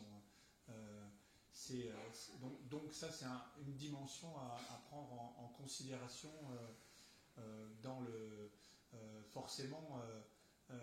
Et comme la domination, Joël a très bien dit, c'est l'anti-politique en un sens. Être dans l'action politique, c'est forcément, sans doute, ça va consister aussi à décontenancer quand même pas mal de choses du côté de la consommation. Et c'est sans doute pas un hasard si des mouvements aujourd'hui très, très, très, très forts, justement, visent cela. Juste sur le premier point, pour compléter, Étienne ajoute, au fond, à la séquence, effectivement, qui est mise en valeur notamment par la Révolution hongroise de 1956, il ajoute les révolutions est-européennes de 89, quoi, et puis la révolution arabe, qui se situe dans la même... Il s'agit chaque fois de mouvements dont, au fond, l'unique finalité, c'est l'affirmation de la liberté. Donc il s'agit chaque fois de mouvements qui ont surgi dans des situations de despotisme. Donc là, effectivement, on a une sorte de modèle pur de la manifestation qui ne semble revendiquer rien d'autre que, et c'est ça qui avait séduit Arendt dans la Révolution hongroise, comme tu disais, il n'y a pas de chef, il n'y a pas d'objectif qui serait en quelque sorte négociable par des politiques distributives. Il y a vraiment uniquement l'affirmation de la liberté qui donne à la fois la finalité et le sens de l'action. Mais c'est vrai qu'à partir de là, et je pense que c'est le sens de la question de monsieur, ça n'épuise pas le champ des manifestations. On évoque 68, mais il y a quand même une grande manifestation. On a descendu les Champs-Élysées au mois de juin, et où c'est la droite qui s'est mobilisée pour essayer, et obtenir d'ailleurs, de mettre un terme au mouvement. Ça aussi, c'est une manifestation au sens empirique et trivial du terme. Le problème, on pourrait se dire qu'il y a le risque d'une forme, ce qu'on aurait qualifié autrefois, je ne sais pas comment Étienne aurait pris ça, il aurait eu un rire indigné, peut-être, comme il savait l'avoir quelquefois. Par exemple, quand je lui parlais de Hegel, du coup j'ai perdu le fil. Par rapport à la manifestation. Oui, par rapport à la manifestation. De droite. Oui, mais j'ai perdu le fil. Bon, ça me reviendra peut-être. On va redonner la parole à la salle. Oui, bonjour. Parlez bien fort, s'il vous plaît. Oui, merci pour vos interventions. J'ai une question, moi, justement, concernant la manifestation ou l'action politique ou l'action comme manifestation dans son ancrage phénoménologique du côté de montrer ou ce que vous avez appelé une conquête de la visibilité. Je me demande, alors je m'excuse par avance si je confonds un peu deux plans qui n'ont pas, qui n'ont rien à voir ensemble, mais je me dis, dans le monde d'aujourd'hui, soumis à des moyens de communication où toute action est projetée sur les réseaux sociaux, filmée, diffusée en masse, est-ce qu'on ne noie pas justement le sens premier de la manifestation du côté d'une émergence nouvelle? C'est la première question. Et du coup, je prolonge celle-ci avec l'idée plutôt qui est la mienne et la question que je me pose, qui est qu'est-ce qui, au fond, dans l'action, à un moment donné, fait acte? Qu'est-ce qui fait que l'action, à un moment donné, fait rupture entre un avant et un après? Je pense, par exemple, à la marche républicaine qui avait eu lieu aux attentats, au lendemain des attentats contre Charlie Hebdo et le magasin Hyper Cacher, où il y avait eu une mobilisation absolument inédite. Et puis aujourd'hui, on assiste, je crois depuis ce temps-là, mais peut-être pas que, c'est peut-être que mon interprétation, à une nouvelle forme de manifestation contemporaine qui est la marche. On marche tous les week-ends pour telle cause, telle autre, on peut se déplacer. C'est d'ailleurs le mot en marche qui fait le mouvement politique de notre président, du côté de la perforation, du perforatif ou de la reprise de ce moment inédit qu'a été la marche républicaine comme réponse sociale à une attaque du lien social. Ça a été réintégré et repris au niveau politique. Et aujourd'hui, on peut se poser la question de savoir qu'est-ce qui a fait acte à ce moment-là, ou pas, du côté d'un renouveau social comme les médias l'ont porté au lendemain de la marche.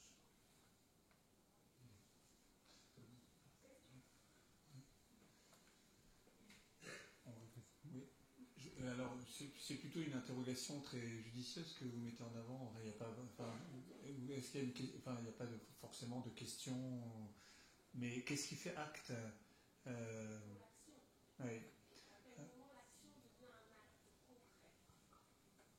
Ben, cette distinction que vous opérez entre action et acte, du point de vue d'Étienne Tassin, je pense qu'elle ne se pose pas en tant que telle.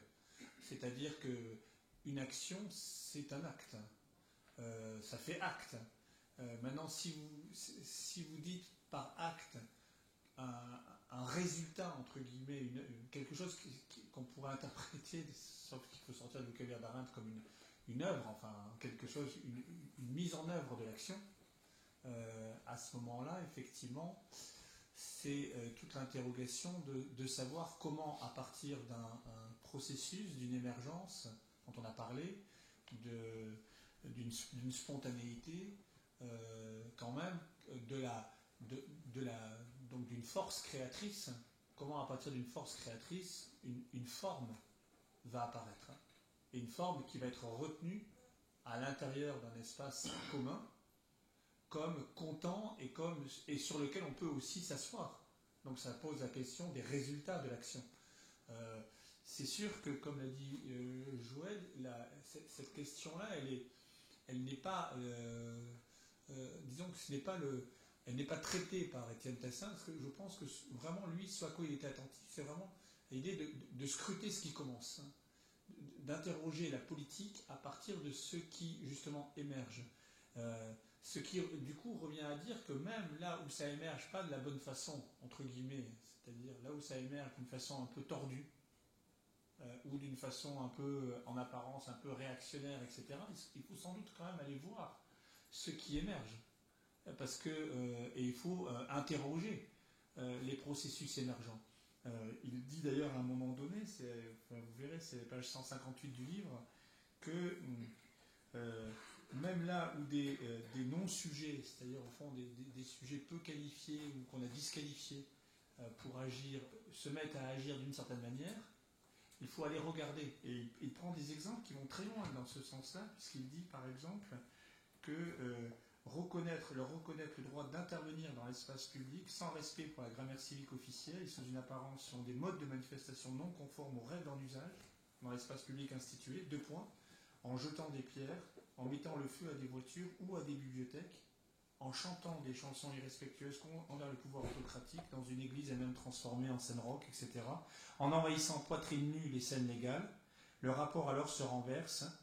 Donc c'est très intéressant, je trouve, d'essayer de voir quelles sont les émergences d'actes citoyens à partir des formes surprenantes que ces actes prennent par rapport aux grammaires qui sont les nôtres. Donc il faut toujours réinterroger nos propres grammaires d'interprétation.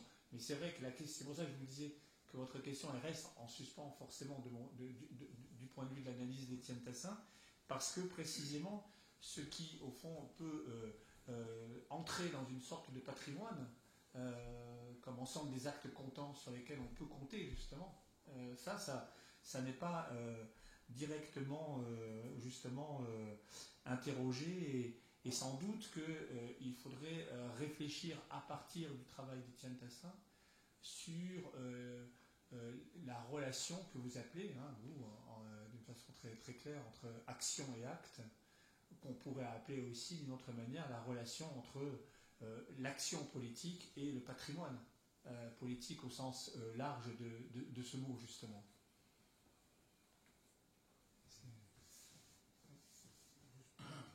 Pour ajouter un mot, vous avez évoqué la marche au lendemain des événements de Charlie, et il y a justement un texte dans le livre où il évoque cette marche, et pour lui, au fond, il explique qu'il y avait plusieurs marches, qu'il n'y avait pas une seule marche, qu'il y avait plusieurs marches, et qu'elles n'avaient pas forcément la même signification.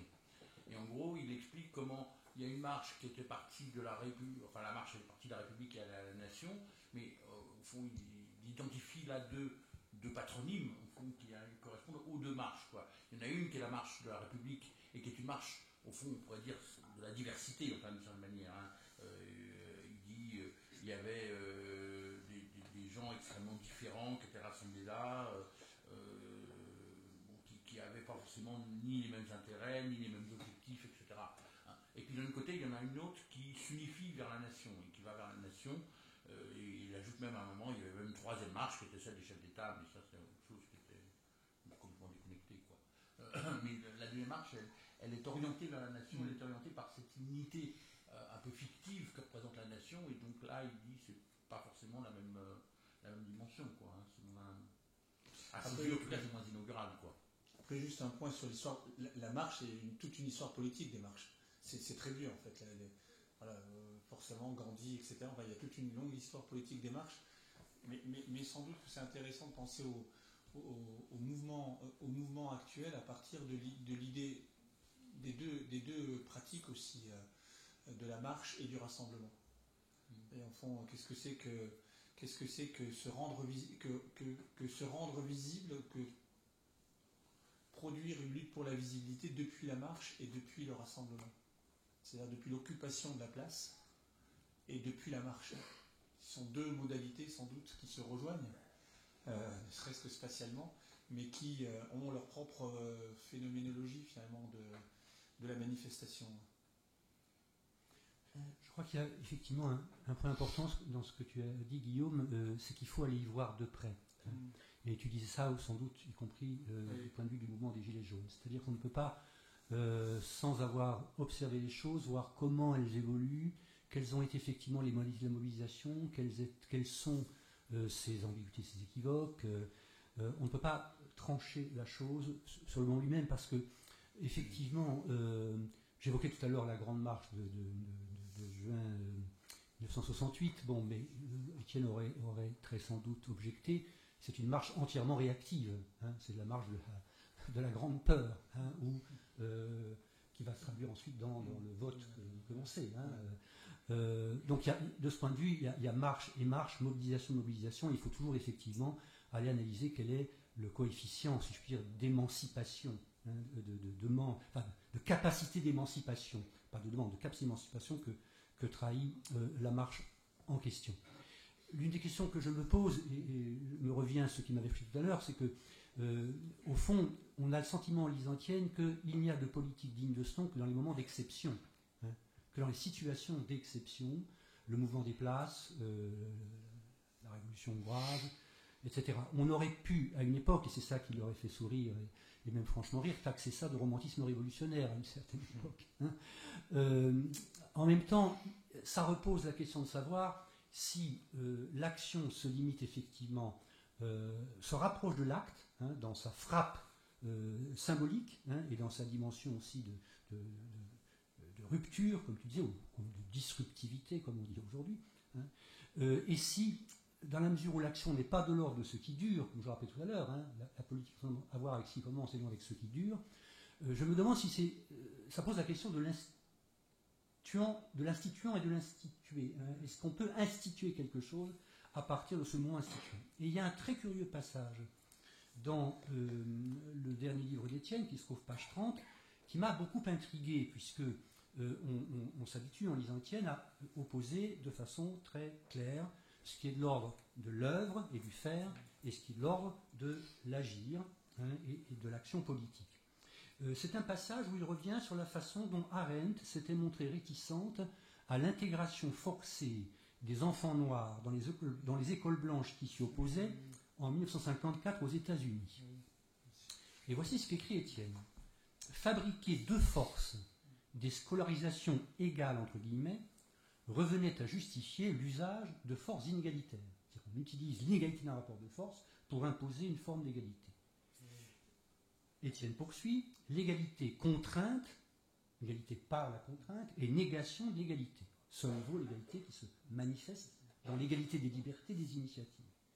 Si l'égalité doit finir par s'imposer dans une société, poursuit-il, ce ne peut être que par la force des choses dont parlait Saint-Just, ou bien par une transformation des mœurs induite par des modifications institutionnelles ou législatives, voire constitutionnelles, qui rendent possible ce que les forces empêchent. Là, pour l'instant, il commente Arendt, hein, il explique la position d'Arendt.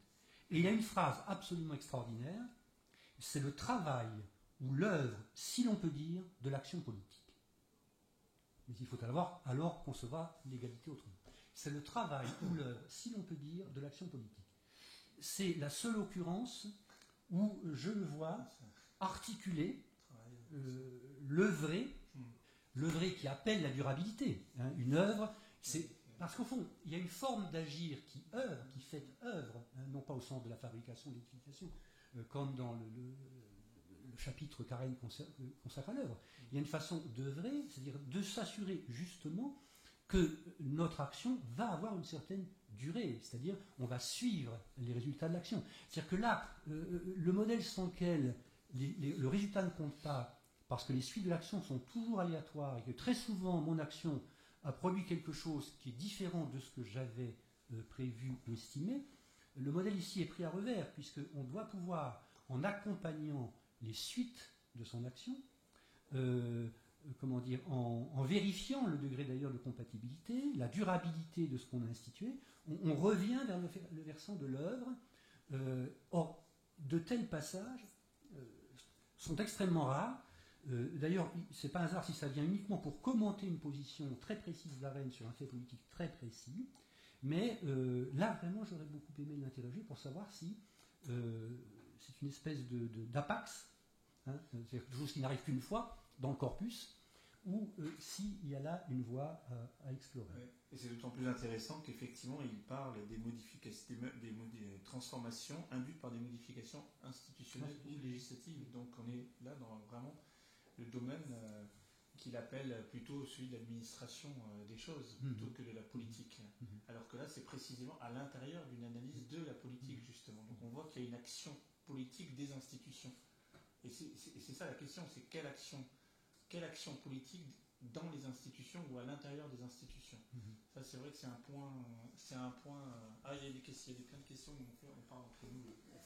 Christiane, là-bas, tu as la parole. Merci de laisser la place à l'émergence de la parole dans la salle. Vos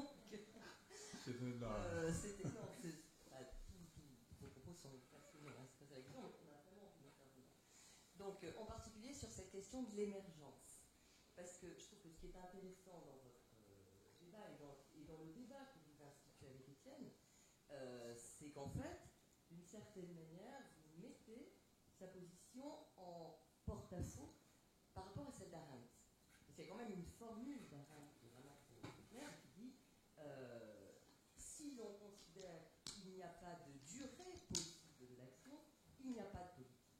La politique, c'est ce qui fait qu'une action peut durer. Donc, bien sûr que chez Arendt, il y a cette question de l'émergence et de la natalité, mais il y a aussi cette question de la durée qui est très puissante et qui, à ses yeux, définit le politique. Autrement dit, la simple émergence de l'action ne définit pas le politique, d'une part, mais d'autre part aussi, ces émergences, elles sont multiples. Elles se font à plusieurs moments du temps. Donc, la conscience même de l'émergence suppose aussi une conscience de l'histoire, suppose une reconnaissance d'une historicité. Quels ont été les divers moments d'émergence. Et ensuite, parmi ces différentes formes d'émergence, il y a une sélectivité. Ce qui me paraît vraiment particulièrement frappant, et cette sélectivité est souvent de courte mémoire, à très court terme, et à rebours, finalement, de ce qui est une reconnaissance de l'historicité. Ce qui me frappe beaucoup, c'est que, par exemple, les deux mouvements émergents dont on entend parler, c'est Gilets jaunes qui date de 3 jours, et En Marche qui date de 2 ans. Il y a 2 ans, on ne savait même pas que ça existait. Voilà. Donc, en revanche, il s'est produit une marche en 1983, qui était précisément la marche pour l'égalité. Et une marche dans laquelle on n'était pas en train de se dire « Ah, il y a eu des attentats faits par des beurs contre ceci ou contre cela », mais où il y avait des radicalisations ou je ne sais quoi, mais il y a un espace public dans lequel il y a une invisibilisation d'une partie des gens, et cette invisibilisation, elle doit émerger à la visibilité. Et ce parallèle, pour moi, entre la marche de 1983, la marche pour l'égalité de 1983, et l'actuel mouvement très fort, très puissant, qui se fait autour de la question des migrations, dont on va d'ailleurs parler tout à l'heure, il y a entre les deux une émergence, une éruption, quelque chose de très fort, et qui a été réduit entre-temps à des billevesées, genre radicalisation ou je ne sais quoi, et qui a été en 2005 le mouvement, effectivement, de révolte dans les banlieues, où s'est produit, dans le champ du politique, une véritable réflexivité sur ce moment-là, qui a été un très grand moment d'émergence, qui a été un moment qui a eu, effectivement, qui a fait disruption. Ça a fait disruption réellement. Où est-ce que ça a fait disruption? Dans la reconnaissance collective. Et ça, et par rapport à ça, il me semble qu'il y a peut-être un auteur qu'on n'a pas encore convoqué et qui pourrait nous permettre de l'interpréter, c'est Castoriadis. Parce que précisément, le bouquin central de Castoriadis, c'est l'institution imaginaire de la société. Autrement dit, comment est-ce qu'une société s'institue dans la durée à partir d'un imaginaire qui peut fonctionner à partir de l'éruption. Et il me semble que si l'on articule précisément la pensée de Chassin autour de cette réflexivité autour d'Arendt, avec le travail de Castoriadis, peut-être qu'on pourrait arriver à penser ces événements qui nous est finalement si difficile de penser et de reconnaître.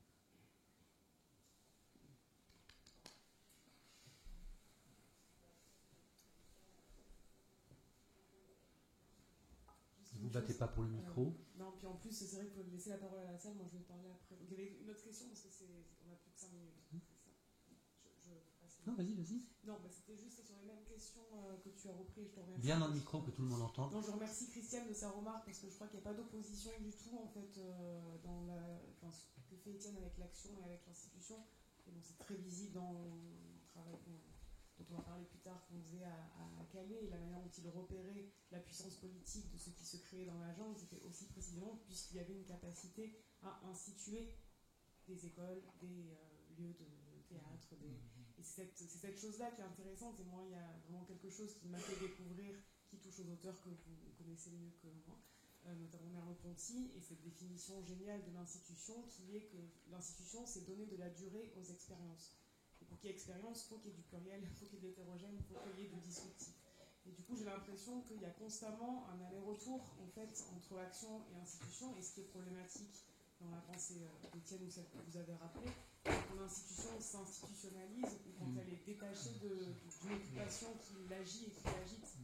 Et il y a un auteur qui le convoque, et qui a un texte extrêmement juste sur ça, c'est une notion que vous avez employée, celle d'anarchie. C'est Adam Sour, en effet, qui associe institution et anarchie. Et je crois que c'est vraiment ça, en fait, qui est cette tension entre les deux, c'est-à-dire une capacité à instituer des expériences et à désinstituer au moment où l'institution devient archée, donc à faire preuve à nouveau d'action d'anarchie. Parfait, merci beaucoup de ces précisions qui sont parfaitement lumineuses. Moi, je voudrais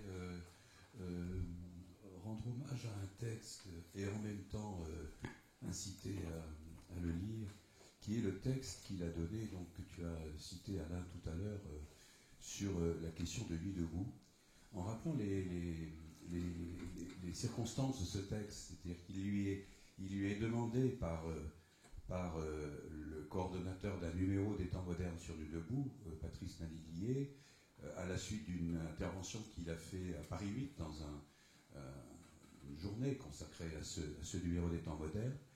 Mais le texte commence par une confidence faite au lecteur qui est rarement lue de la part d'un intellectuel, qui consiste à dire, eh bien, écoutez, je suis amené à analyser Nuit debout et je n'y suis pas allé. Là, il y a une on est saisi quand on lit ça, c'est-à-dire. Et ensuite, on a un courage qui, je crois, a consisté à entrer en dialogue avec les concepteurs du numéro des Temps modernes et en même temps mettre en tension avec eux, avec du courage, la discussion d'une ligne qui était peut-être une ligne dans ce numéro des Temps modernes majoritairement admirative de cette partie des mobilisations du printemps qui était centrée sur une fascination pour ce qu'on a appelé le cortège de tête. Et donc, il y avait beaucoup de choses dans les manifestations et dans les mouvements et dans l'émergence de Nuit debout dans ce printemps, mais il n'y avait pas que le cortège de tête. Et il y a vers la fin de son texte, un moment que je trouve saisissant, parce qu'il a à voir avec ce qui se discutait tout à l'heure sur qu'est-ce que c'est que faire du nous en situation de pluralité. Moi, je dirais peut-être aussi d'altérité, c'est-à-dire il s'agit dans la différence qu'il y a entre nous, de reconnaître qu'il y a de l'autre et que l'autre est quelquefois fort loin. C'est quand il dit, à propos justement de ce cortège de tête, dont finalement la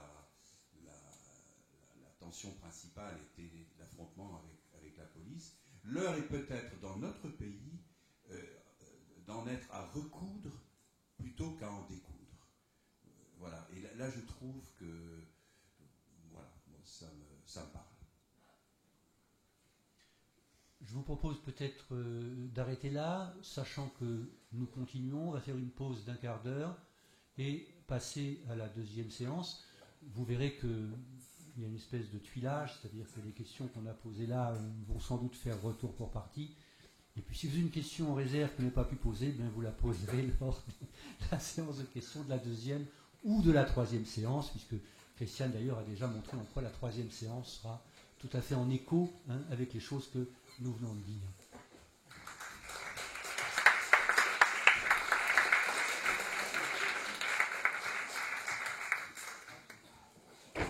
On se donne 1 quart d'heure et on reprend donc à 3h20.